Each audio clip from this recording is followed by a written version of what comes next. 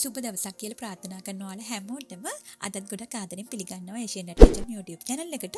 ඉතින් අද මම හදන්නේ අපිට ගොඩක් රසට හදාගන්න පුළුවන් විදිහේ බනානා කේක් එකක්.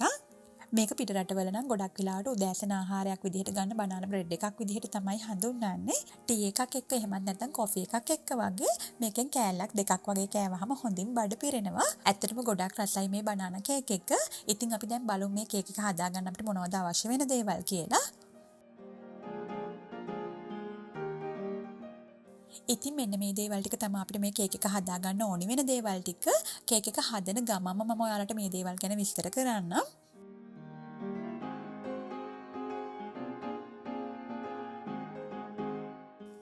හරි අපි දැන් මුලින්ම කරන්න ඕනි අපි හදාගන්න කේක් එක දාගන්න තැටියක් සූදානම් කරගන්න ඕනි. ඉතින් මම අරන් තියෙන මෙන්න මේ වගේ දිග හැඩයට තියෙන කේක් තැටියක්. ඔයාලට රවුන්ඩ් හැඩයට තියෙන තැටියක් හරි එහෙම නැත්නම් කොටු හැඩයට තියෙන තැටියක් හරි ඕන එකක් මේකට ගන්න පුළුවන්. ඉතින් මම මුලින්ම කරන්නේ මෙන්න මේ විදිහට බටර් පොඩ්ඩක් තැටිය පුරාම යාන්තමින් ගාගෙන තැටිය හොඳින් කවර් වෙන විදිහට මෙන්න මේ විදිහට පාච්මන්ට් පේපර් එකක් දාගන්නවා.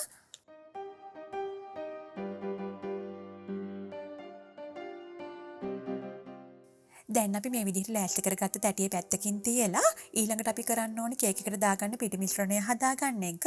ඒකට මම මේ වගේ බෝල් එකක් අරගෙන ඊට උඩින් මේ විදිහට පෙනේරයක් තියලා පාන් පිටි කෝප් එකමාරක් දාගන්නවා.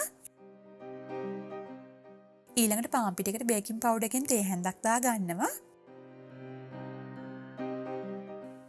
මේ තියෙන බේකින් සෝඩා එකකිනුත් තේ හැන්දක් දාගන්නවා.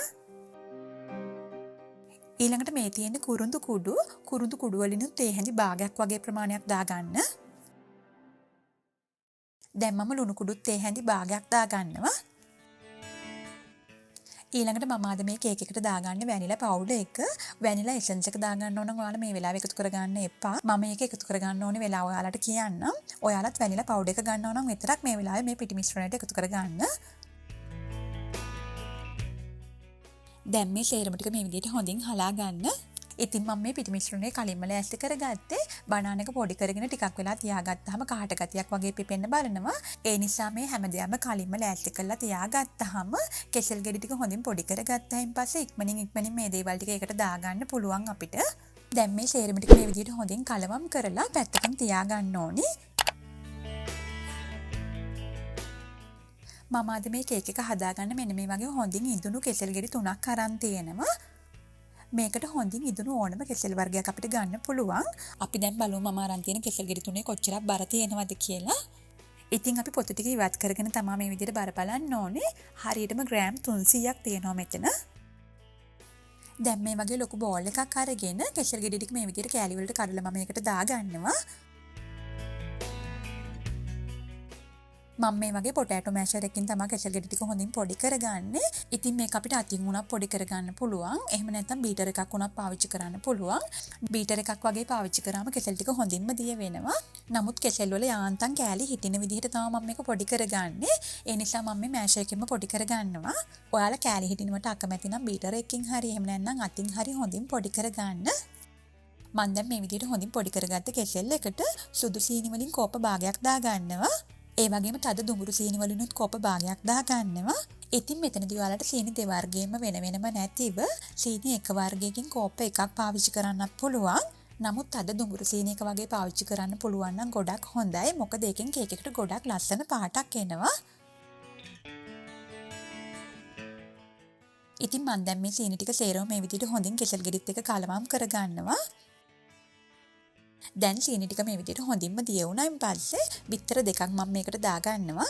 ඉතින් ඔයා බිත්තර කන්න අකමැති කෙනෙක් නම් මේ වෙලාවේ බිත්තර දෙක එකතු කරගන්නේ නැතුව කේක් එක හදාගන්න. දැන් බිත්තර දෙකක් මේ විදිහට කලවම් කරගත්තයින් පස්සේ දිය කරගත්ත බටර් වලින් කොප භාගයක් මම මේ වෙලාවේ දාගන්නවා. ඉතින් මෙතනදී කියන්න වැදගත් දෙයක් තියෙනවා. මම මේ අරන් තියෙන බටර් එක ලුණු නැති බටර් එකක්. ඔයාලා ගන්න ලුණු තියෙන බටර් එකක් නම් කලින් අපි ලුණු තේ හැඳි භාගයක් එකතු කරගත්ත එක වෙනුවට ලුණු තේ හැඳි කාලක් එකතු කරගන්න. ඒ වගේම මේකට බටර්ම ගන්න ඕනේ නැහැ. තෙල් කෝප භාගයක් උනත් අපිට ගන්න පුළුවන්. ඒ වගේම ඔයාලා මේ කේක් එකට දාගන්න වැනිලා එසන්ස් එක නම් මෙන්න මේ වෙලාවේ තේ හැඳි දෙකක් දාගන්න. දැන් මේ විදිහට බටර් ටිකත් හොඳින් කලවම් කරගත්තයින් පස්සේ අපි කලින් හදලා පැත්තකින් තියාගත්ත පිටි මිශ්‍රණය මේකට එකතු කරගන්න ඕනේ. ඉතින් ඊට කලින් මට පොඩි දෙයක් කරන්න තියෙනවා. මම මේ කේක් එකට අවසානයේට මුද්ද රස් පලන් ටිකක් එකතු කරගන්නවා. මේ මුද්ද රස් පලන් ටිකට මම හදාගත්ත පිටියකින් මේ විදිහට හැන්දක් දෙකක් වගේ දාලා අතින් හොඳට කලවම් කරන්න ඕනේ මුද්ද රස් පලන් වල හොඳින් පිටි තැවරෙන විදිහට.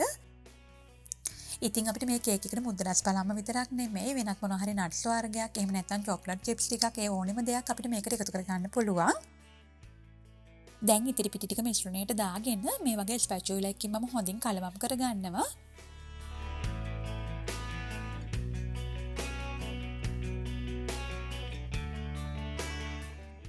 දැන් මේ විදිහට පිටි ටිකත් හොඳින් කලවම් කරගත්තයින් පස්සේ අවසානයේට කිරි කෝප්ප භාගයක් මම මේකට දාගන්නවා. මම අරන් තියෙන ෆ්‍රෙෂ් මිල්ක් එක නමුත් අපිට පිටි කිරි දිය කරලා උනත් මෙතෙන්දි ගන්න පුළුවන්. එහෙම නැත්නම් වතුර ටිකක් උනත් දාගෙන අපිට මේ මිශ්‍රණය චුට්ටක් දියාරු කරගන්න පුළුවන්. නමුත් අපි මේ වෙලාවේ දාගන්න කිරි හරි වතුර හරි කෝප භාගෙම එකවරම මේකට දාගන්න එපා. මේ කේක් මිශ්‍රණය මෙන්න මේ වගේ සාමාන්‍ය දියාරු මට්ටමකට තියෙන්න තමයි අපි හදා ගන්න ඕනේ. ඉතින් මට නම් කිරි කෝප භාගෙම දාගන්න පුළුවන් වුණා. ඔයාලත් පොඩ එකතු කරගන්න ගමන් මීට වඩා දියාරු කරගන්නේ නැතිව මෙන්න මේ ගානට වගේ ඉන්න මිශ්‍රණය හදාගන්න. දැන් අවසානයේට මම කලින් හොඳින් පිටි තවරගත්ත මුද්ද රස් පලන් ටිකත් මේ වෙලාවේ එකතු කරගන්නවා. ඉතින් අපි මේ විදිහට හොඳින් පිටි තවරගත්තේ නැත්නම් සේරම මුද්ද රස් පලන් ටික කේක් එකේ පුරාම රැඳෙන්නේ නැතිව අපි බේක් කරද්දී කේක් එකේ අඩියට බහිනවා. ඒ නිසා අපි මේ විදිහට එකතු කරගන්න නට්ස් වර්ගයක් හෝ ඕනම දෙයක අනිවාර්යෙන් මේ විදිහට හොඳින් පිටි තවර ගන්න ඕනේ. දැන් මේ වෙලාවේ වැඩි වෙලාවක් කලවම් කරගන්න නැතිව අපි කලින් ලෑස්ති කරගත්ත ට්‍රේ එකට මේ විදිහට මිශ්‍රණය දා ගන්න ඕනේ. දැන් කේක් එකේ වාත බුබුලු හොඳින් ඉවත් වෙලා කේක් එක හොඳින් සෙට් වෙන්න මේ විදිහට පොඩ්ඩක් තට්ටු කරගන්න දෙපාරක් වගේ. ඉතින් දැන් අපි මේ කේක් එක දාගන්න ඕනේ සෙල්සියස් 180ට කලින් විනාඩි 10ක් ප්‍රීහීට් කරගත්ත oven එකට. ඒ විදිහට විනාඩි 10ක් කලින් රත් කරගත්ත oven එකට කේක් එක දාලා විනාඩි 45ක් පැයක් වගේ කාලයක් මේ කේක් එක හොඳින් බේක් කරගන්න ඕනේ. ඒක oven එකෙන් oven එකට වෙලාව පොඩ්ඩක් එහා මෙහා වෙන්න පුළුවන්.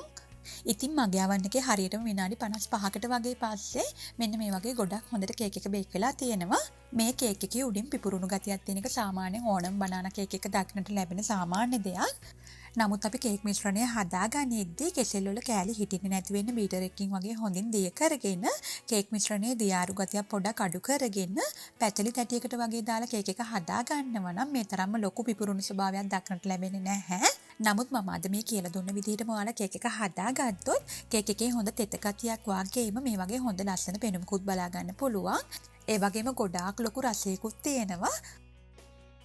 ඉතින් දැන් අපි බලමු කේක් කෑල්ලක් කපලා ඇතුළ මොන වගේද කියලා.